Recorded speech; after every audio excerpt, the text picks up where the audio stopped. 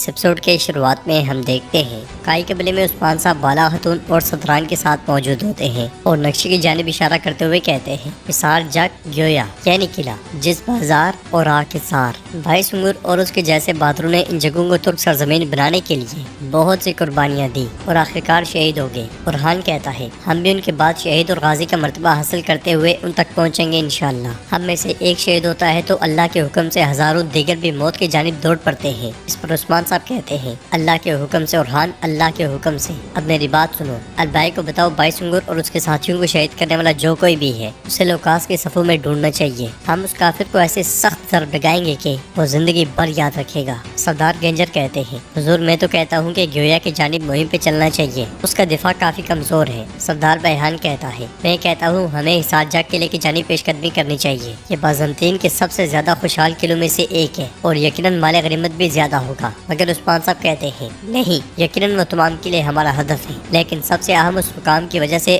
حصار ہے۔ اگر ہم حصار کو لے لیتے ہیں تو ارد گرد کی زمینی تجارت ہمارے قابو میں ہوگی۔ یہ صرف بازنطین کے لیے نہیں، کراسے صاحب کے لیے بھی سخت ضرب ہوگی۔ تو بتاؤ ذرا کیا فوج تیار ہے؟ تو برہان کہتا ہے کافروں کو شکست دینے کے لیے ہماری فوج تیار ہے حضور۔ عثمان صاحب ایحان صاحب اور گینجر صاحب سے کہتے ہیں جب یہ دونوں پہ فوجیں حصار کی جانب دوڑائیں گے تب ہم ایک عظیم فتح کی جانب رواں دوا ہوں گے۔ بیگم کہتی ہے چونکہ آپ نے کراسے صاحب کا ذکر کر لیا ہے، مجھے کردین سے معلومات ملی ہے کراسے صاحب نے خراج میں اضافہ کر کے پوری عوام کو اپنے خلاف کر لیا ہے۔ بالا خاتون کہتی ہے اب آپ کی نظریں اور ہاتھ سغوت کی جانب ہو بیگم خاتون، کردین کی طرف نہیں، کیونکہ تجارت نہیں رکنی چاہیے۔ یہ سن کر عثمان صاحب کہتے ہیں بالا ٹھیک کہہ رہی ہے، آپ اپنے سغوت کے فریضے سے انصاف کریں۔ یہ سنتے ساتھ ہی بیگم چلی جاتی ہے اور عثمان صاحب یوسف اور سروجہ سے کہتے ہیں آپ سغوت کی حفاظت اور کافروں کی سلامتی کو یقینی بنائیں گے۔ وہ دونوں بھی حکم کی تعمیل کرتے ہوئے چلے جاتے ہیں۔ پھر عثمان صاحب علاؤالدین اور برہان سے کہتے ہیں تیاریاں مکمل کرو، حصار کو فتح کرنے سے پہلے حصار کو گولہ بارود اور خوراک فراہم کرنے والے تمام راستے بند کر دو۔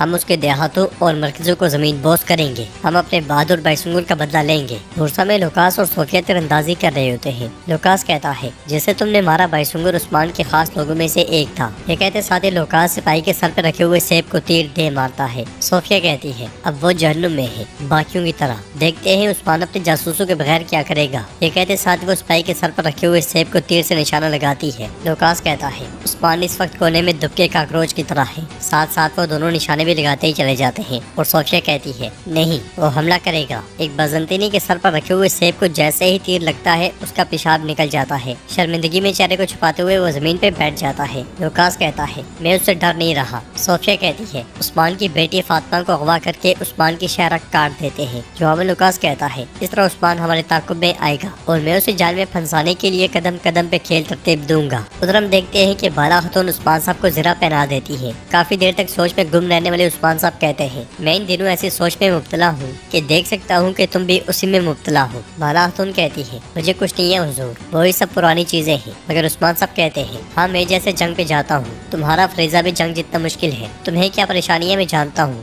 بالا خاتون کہتی ہے گونجا اور ہلوفرا کیا کہہ رہے ہیں ہے نا، پھر سے کوئی چیز آپ کی نظروں سے اجل نہ رہ سکی، ذرا بتائیں اتنی پریشانیوں کے بیچو بیچ کیسے سمجھ گئے؟ جواب میں عثمان صاحب کہتے ہیں تمہاری آنکھوں سے سمجھ گیا، لیکن جان لو کہ یہ رنجش ختم ہوگی۔ چاروں طرف سے دشمن حملہ آور ہے، خاندان میں کوئی رنجش نہیں ہونی چاہیے، ہم محتاط رہیں گے۔ بالا خاتون کہتی ہے فکر نہ کریں، جو کرنا پڑا کر کے ان میں صلح کروا دوں گی، یہ ان کی نا تجربے کاری ہے۔ جواب میں عثمان صاحب کہتے ہیں بالکل، لیکن تمہاری تربیت سے گزرنے کے بعد سب عظیم سرداریاں بن جائیں گی، ہمارے بچے اور قبیلہ تمہاری امانت میں ہے۔ بالا بھائی برہان البائی سے کہہ رہا ہوتا ہے البائی تم بائی سنگر کو شہید کرنے والے کمینوں کو ڈھونڈو گے، چاہے وہ زمین کے نیچے بھی جا چھپے، یہ گھٹیا حرکت جس نے بھی کی ہے تم انہیں وہاں سے ڈھونڈ کر نکال لاؤ گے، تمہارا باعث فریضہ یہی ہے۔ تو البائی کہتا ہے شہزادے فکر نہ کریں، سپاہیوں کو وہ جگہ مل گئی ہے جہاں بائی سنگر کو شہید کیا گیا، میں وہاں جا کر تحقیقات کروں گا۔ بائی سنگر نے کہا کہ کراسے صاحب اور لوکاس نہیں ہے، تو برہان کہتا ہے لیکن یہ لوکاس سے دور بھی کوئی نہیں ہے، یقیناً وہ سائے کی طرح اس کے ساتھ ہے، تمہاری آنکھیں اور کان کھلے رہیں گے،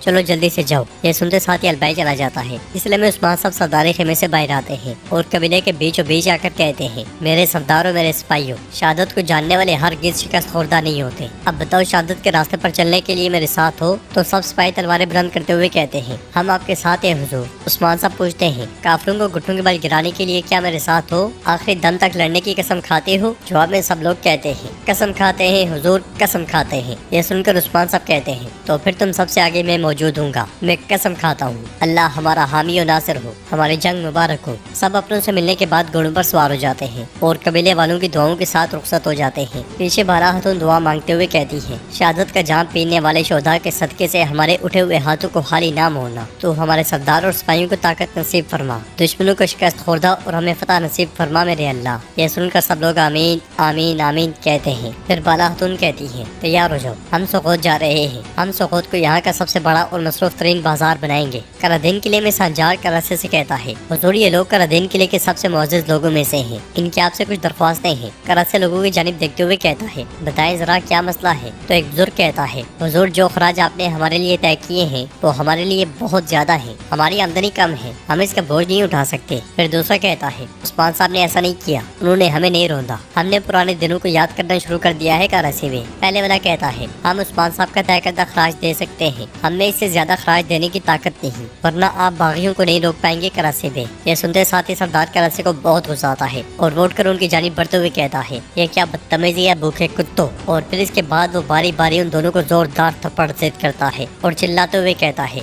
ये मेरी मौजूदगी में कैसी बदतमीजी है, कैसी बेअदबी है। अब उस्मान नहीं है, अब पुराना निजाम भी नहीं है, हुक्म मेरा है। इन दीवारों के पीछे पुरअमन जिंदगी गुजारने की कीमत अदा की जाएगी। कीमत अदा न करने वालों का अंजाम दर्दनाक होगा। अब मेरी नजरों से दफा हो जाओ। ये कहते साथ वो एक को पीछे धकेलता है तो बाकी सब डरते हुए चले जाते हैं। फिर सरदार कराचे संजार से कहता है, आइंदा मैं इस तरह की बदतमीजी नहीं देखना चाहता। आवाज उठाने वालों की आवाज को खामोश कर दिया जाएगा। बताओ कि हमास की तरफ से कोई खबर है। तो संजार कहता है, वो कदम कदम पे उस्मान साहब के ताकुब में है, लेकिन अभी तक कोई मालूमात नहीं मिली। कराची कहता है, उस्मान ने तिजारत के मामले में गहरी नजर रखी है, लेकिन जासूसों के मरने के बाद वो जख्मी जानवर की तरह झपटेगा। उसका ताकुब जारी रखो। उस्मान को हरगिज मौका फराहम नहीं किया जाएगा, हरगिज नहीं। उधर भेस बदले सोफिया अपने काफले के साथ सोगोत बाजार में दाखिल होती है। बेगम आगे बढ़ते हुए अपनी खादना से कहती है, आज बाला बाजार आएगी, मैं कोई भी कमी बर्दाश्त नहीं करूंगी, तैयारियां बेहतर करो। इसलिए में सोफिया उसके पास आती है और कहती है, मुझे बताया गया है कि ये बाजार आपकी स्वाबदीद में है, आप बेगम खातून है ना। तो बेगम कहती है, हाँ बिल्कुल। तुम कौन हो खातून। तो सोफिया कहती है, मेरा नाम वेरोनिका है, मैं एक ताजिर हूँ और मैं चीन से रोम तक बाजारों में काफले लाती हूँ। बेगम उसे कहती है, मैं तुम्हारा चेहरा पहली बार देख रही हूँ, तुम्हारा नाम पहले कभी नहीं सुना। जवाबन सोफिया कहती है, क्योंकि सरहद की जानिब मैं पहली बार आई हूँ, मैंने सोगोत बाजार के बारे में सुना तो मैंने आना चाहा। ये कहते साथ वो दस्तावेज भी बेगम को दिखाती है, जिसे देखने के बाद बेगम कहती है, यानी कि तुम शहनशाह की खुसूसी इजाजत से तिजारत कर रही हो। सोफिया कहती है, बिल्कुल, और मेरी आपके साथ तिजारत करने की बहुत ख्वाहिश है। बेगम कहती है, पहले तुम्हें अच्छी तरह जान लेते हैं ताजिर वेरोनिका, हमारे बाजार का अच्छी तरह मुआयना करें। सोफिया के जाने के बाद बेगम कहती है, चीन से रोम तक, हाँ, इस खातून के बारे में अच्छे से तहकीकात करो, देखते हैं कि क्या ये हकीकत में उतनी ही अजीम ताजिर है जितना कि वो दावा कर रही है। के साथ ही एपिसोड भी इख्तिताम पजीर होती है।